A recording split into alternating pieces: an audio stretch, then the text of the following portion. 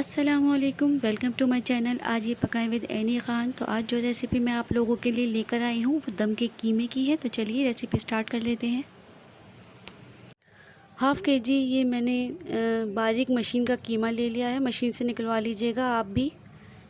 और इसमें मैं डालूँगी 2 टेबल स्पून कच्चा पपीता, अदरक लहसुन का पेस्ट 2 टेबल स्पून,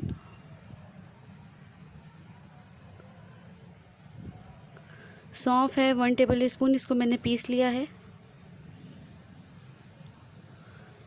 कुटी लाल मिर्च है 2 टेबल स्पून, आप टू टेस्ट ले लीजिएगा। गरम मसाला पाउडर है 1.5 टीस्पून। भुना कुटा धनिया और ज़ीरा है 1.5 टेबल स्पून।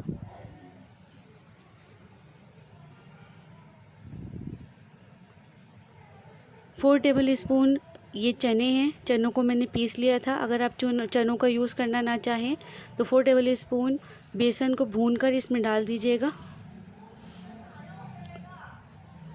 नमक है 1.5 टीस्पून, आप हस्बे ज़रूरत भी ले सकते हैं।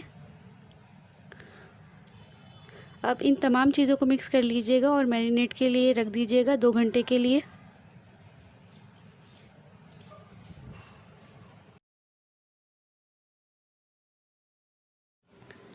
एक पतीली के अंदर मैंने तकरीबन हाफ़ कप ऑयल लिया है। इस ऑयल को थोड़ा सा गर्म कर लूँगी।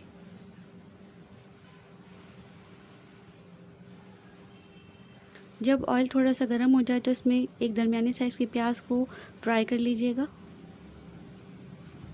जब प्याज फ्राई हो जाए तो कीमा इसमें डाल दीजिएगा और अच्छी तरीके से भूनिएगा तकरीबन 10 से 15 मिनट के लिए,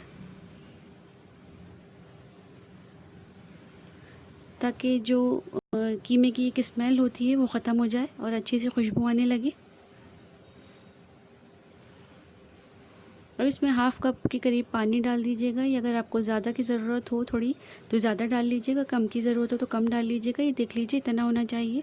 और इसको मैं आधे घंटे के लिए दम पे रख दूँगी। आधा घंटा हो गया है तो अब मैं कीमे को चेक कर लेती हूँ। ये आप देख सकते हैं कि कीमा काफ़ी अच्छा बना है। ऑयल सेपरेट हो गया है कीमे से, अच्छी तरीके से ये भुन भी गया है। और ये देख लीजिए इतना पतला है।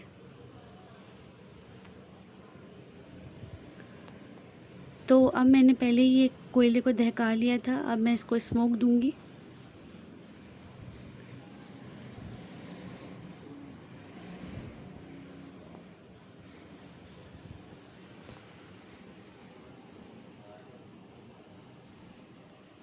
स्मोक दे लिया है तो अब मैं ये निकाल दूंगी। इसमें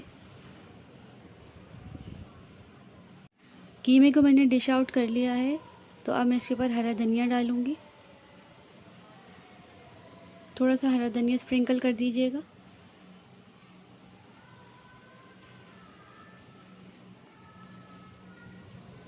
साथ ही थोड़ी सी हरी मिर्चें ज़रूर डालिएगा, इससे बहुत अच्छा फ्लेवर आता है और कीमे में बहुत मज़ा आता है इसको खाने से। और लेमन ज़रूर रखिएगा, ये लेमन के साथ सर्व कीजिएगा।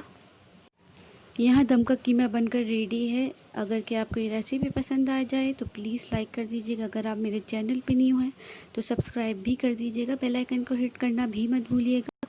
और इस रेसिपी को ज़रूर ट्राई कीजिएगा। कमेंट सेक्शन में मुझे कमेंट्स करके ज़रूर बताइएगा कि ये रेसिपी आपको कैसी लगी। दुआओं में याद रखिएगा। अल्लाह हाफ़िज़।